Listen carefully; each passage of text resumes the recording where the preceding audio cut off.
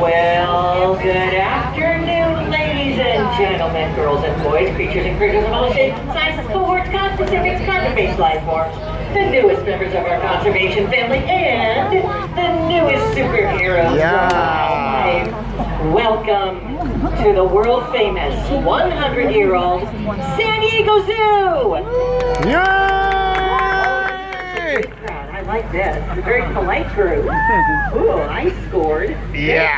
My name is Denise. I'm going to be your tour bus guide for the next 35 minutes or so as we tour around the zoo.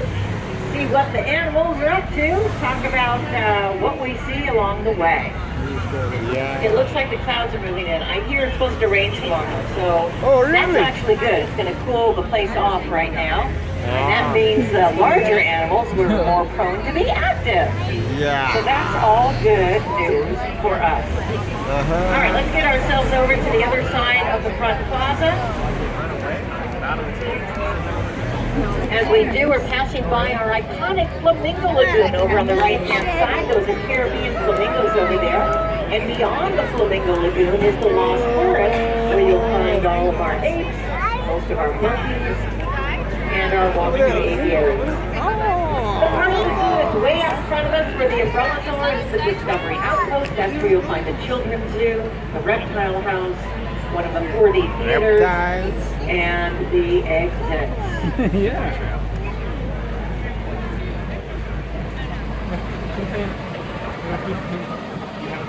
Okay, here we go. We're heading down Tiger River Canyon. A couple of safety reminders before we get started here. Please keep your arms and legs inside the bus at all times. Please keep your cameras inside the bus. Please keep your children inside the bus. If you would like to stand up, that is quite all right. Just hang on to something if you're going to do that. And please keep in mind that there is no standing allowed on the benches. So you can stand, but you got to keep those feet on the floor.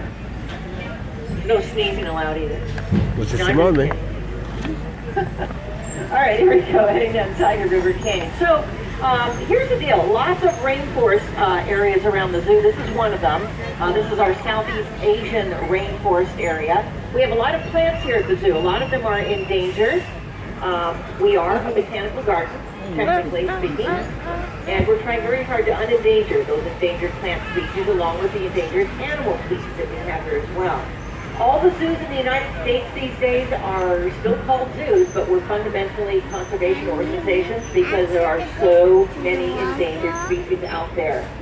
So we are trying to lead the fight against extinction with your help. This is a nonprofit conservation organization here, so just by virtue of you sitting on this bus, you are the newest members of our conservation family, believe it or not. You're helping us do all that great conservation work, so that's why I greeted you as the newest members of our conservation family and the newest superheroes for wildlife. Man, if you and the guy do something, step up and help those something else in the plants out there. Not much at the moment. This is where the Malayan tigers live. But I don't see a tiger in there, do you?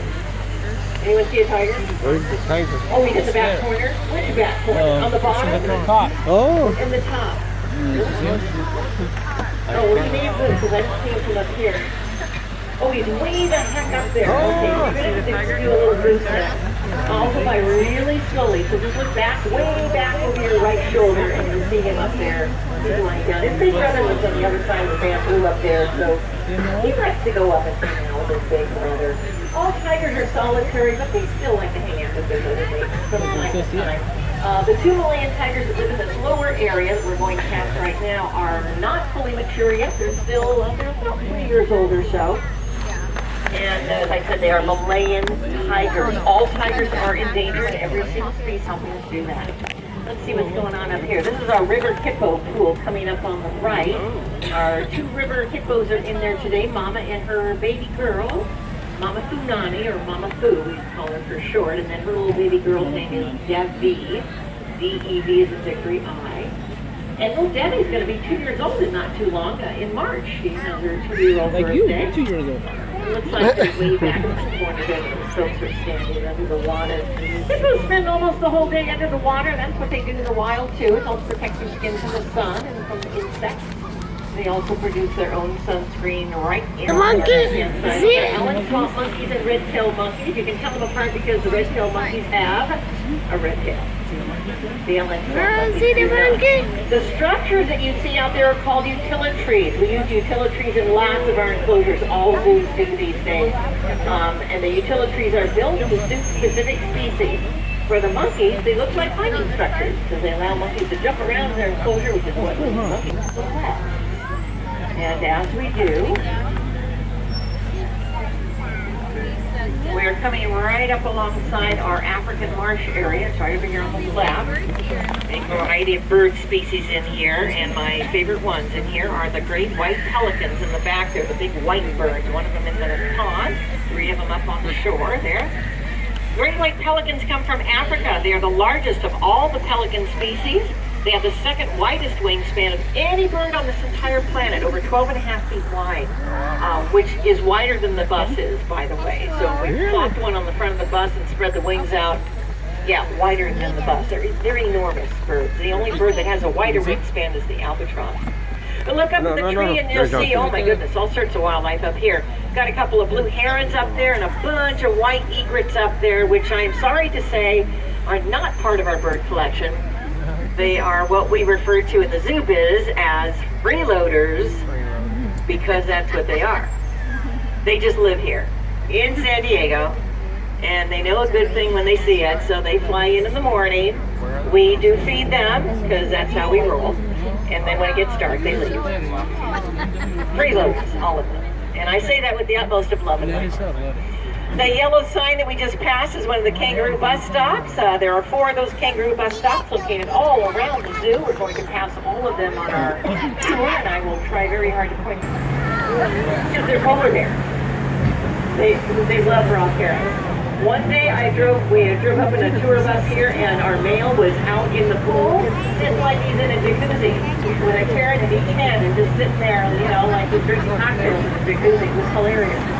Yeah, orange food. Okay, more gazelles over on our right-hand side, and if that was too much information, I'm sorry, but I find it fascinating. Cuvier's gazelle, southern camelrods over on our right. And at the top of the hill, the Jacoan peccaries. First time I've seen them all day. It's my 3rd tour of the day, and first time seeing the Jacoan peccaries over here on the right. They're from South America. They are not a gazelle. They are not an antelope. They are a New World pig. And they are found in South America. What an adorable face. Jacoan peccaries. There's our Safari West station right over here on our left. This is the quickest way to get back from the front of the zoo. It's about a 4.5-minute ride. And it's our aerial tram. It's been with us since 1969. Which are about 8 stories in the sky.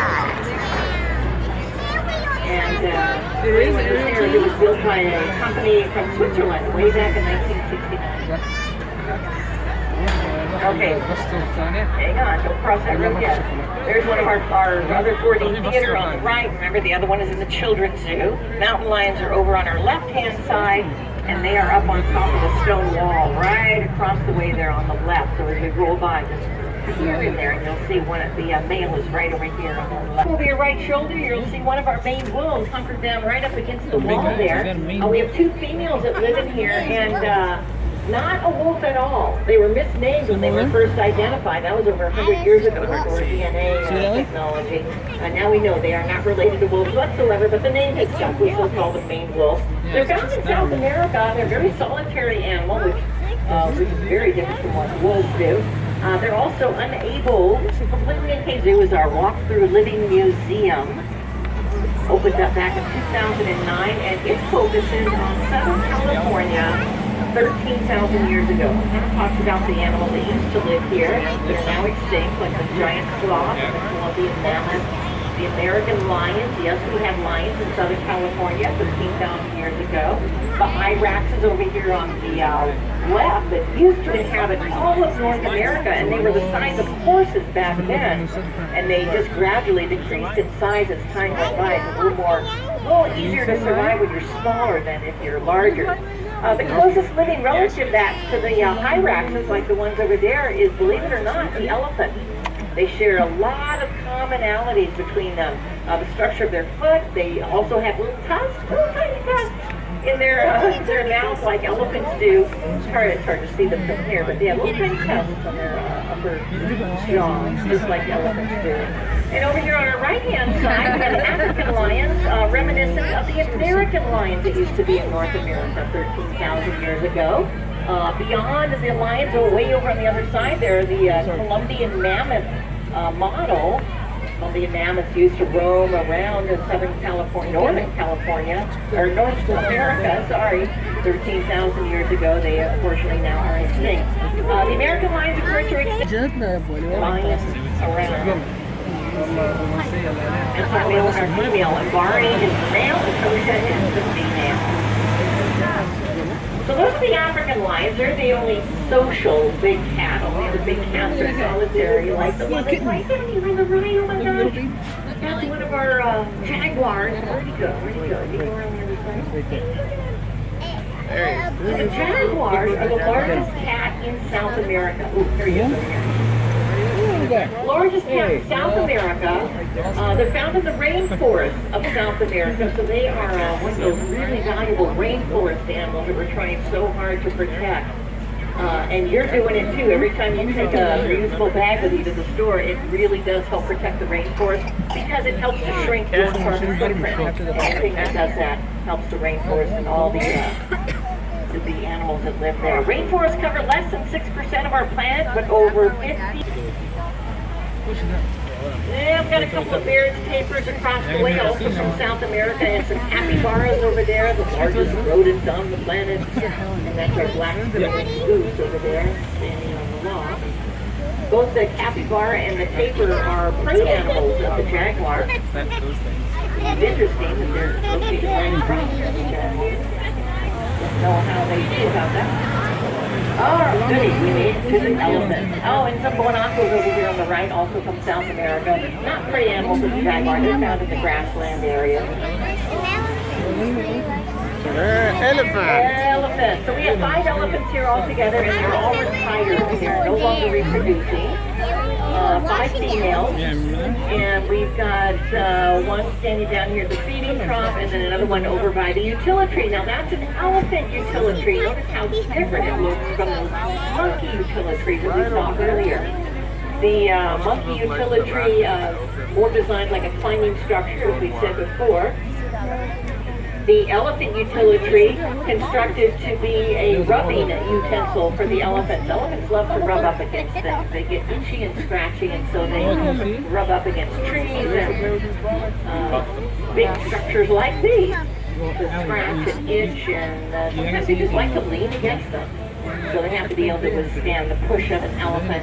That's Shaba over there, and Shaba is demonstrating her big food ball. It's another way that we are trying to pioneer and optimize the welfare of our elephants especially. So that food ball has holes drilled into it, and then there are lots of little seeds and food items inside that food ball. So when the elephant jostles it around, the food spills out onto the ground, and then she can pick up the food with her trunk. So it just provides another way for the elephant to get food, which it turns out is really important for animals in an enclosed area like a zoo. You see the heaters are on out there, the red lights in the middle part of that utility, so we have heaters built in there. Also sprinklers built into the top layer of the utility to get, they love to swim, they love to dive into water, they love to roll in the water and the mud, and then they love to dust themselves down with dirt afterwards. It's their way of putting on sunscreen, helps protect their skin from the sun, and it keeps them cool as well. That's our elephant care center over there on the right. Our elephants are checked over every day, every single day, every elephant, and given a pedicure. And then she's redecorating over there. The secretary bird is found in Africa. They are a terrestrial bird of prey. So they're a bird of prey just like a hawk or an eagle, but they don't hunt from the sky, they hunt on the ground. That's why they have these long legs you see that she has. They stalk their prey through the grass and then kill their prey by stomping on it. Roaming around San Diego. It was called the Dagline right down there on the right. There's another one of our female African elephants underneath that other utility. Having a little snack, it looks like, at the moment. So all of the tree trunks that you see out there, there's another food ball out there, and all the gizmos that are hanging from the top of that utility, those are in the zoo business called enrichment objects. And they provide food for the, takes a lot of energy, and that's good. So we're always trying to figure out more creative ways to get our animals to be more active, give more exercise, give them different ways of acquiring food. Keeps our animals really happy. That's Debbie over there. She's one of our female Asian elephants. Have a little snack. Elephants in the wild, of course, having a very tough time because of poaching for their tusks. Like the elephants, the rhinos, the giraffes, all the other animals are being poached for various different body parts. Well, there's a house over there across the wall. We're going to see if one of our camels over there. We have two female camels that live in there, and they are dromedary camels. That's the one version of the camel. The wild dromedary camels are found in Africa, in the Middle East. There's also a feral group of them in Australia. A rock right here to our right, and the other two up on the utility. Now that's the condor utility, which just looks like a big tree, a big dead tree, but it provides a lot of perching space for the condors. So again, another way we try to give our condors, in this case, different opportunities to perch and fly from point to point. Condors are kind of an iconic symbol for us here at the zoo. We almost lost them to extinction back in 1980. We were down to only 22 of them, and that was because of pest, and that's a good thing. So back in 1980, we were down to only 22 of these California condors. And so here's what we did about that. We partnered up with the LA Zoo, the Condor Recovery Project, built ourselves a very fancy condominium out at our sister facility, the San Diego Zoo Safari Park. And we brought all 22 of those remaining birds to any future donations that you give to make. Thank you. Okay, we've got some meerkats over here on the right. I see one perched up on the boulder there. I'm not sure where the other ones are. They're kind of scattered at the moment. The meerkat's closest cousin is the mongoose. And they are found in southern Africa. And they're very the Kopi area. It's actually an Afrikaans word that means rocky outcropping. They're in Africa. The Kopi is formed by volcanic rocks that pop out of the soil and rise really high out of the earth, provide a lot of habitat space for lots of different animals. So this is our Kopi area there. We have klipspringers in there, mongooses, hyraxes, and silvercats. To be down there, that was Dog and Cat Canyon for any regulars that are on the bus. The Dog and Cat Canyon originally opened up way back in 1960. And it's where we used to have our flamingos are not doing very well in the wild. They are in serious danger of disappearing. And so we're going to try to save them, much like we did with the California condor. Partnered up with several other organizations, and we're all going to try to establish breeding colonies for those animals. Have a pouch, like a kangaroo, so they're not bears. No one's going to be calling them koala bears. They do not have a last name, only a first name, kind of like Madonna. Koalas. Female koalas live right over there in the corner there that we just came around. The male koalas are up here at the other end. On the other side of this building that we're passing at the moment. That's the Queenslander house over to our right. The center point of the Australian outback area. Male koalas. And you can see the little koala utilities. Wow. The utilities, those black holes with the flowers on the top. Each one of those, please don't touch the bus. Each one of those is a koala utility. And the males each have their own utility over here on our right-hand side because they are very territorial. We can't mix the male koala cell for anybody, including the koala. All right, we've officially entered the urban jungle, which is shaped like a giant bagel, as it does. We don't go anywhere else except right here. And there's kangaroo bus stop number 1. With a kangaroo bus stopped at it and busy loading them. Oh, and look, the rhino boys are around over here on the right-hand side. That's Jizan and Jayu. Jayu on the right-hand side, Jizan on the left. Both of them have the little early evening meal. Thank you very much. They are greater one-horned rhinos, one of the Asian species of rhinoceros. Again, all rhinos are endangered because of that big fat fingernail that grows on their face. Dang nabbit. Poachers are slaughtering rhinos to try and get to that rhino horn, which they think has curative properties. It does not. It's made of the same material as your fingernails. If it cured anything, we'd all be chewing our fingernails down. And we'd be healthy as horses. We don't. We're not. So we'd like those big fat fingernails to stay on the faces of the rhino. Let's look over here on our left-hand side. The Maasai giraffes are out. This is one of the 4 species of giraffe. And that little, the youngest, smallest giraffe over there is our young guy. He's the youngest in our group, our tower of giraffes. He's about 10 months old. His name is Roko, Okay. which is the Swahili word for spirit. The part that kind of blows my mind. Amazing. The tallest land animal, and they also are being poached for their tails and various other body parts, unfortunately.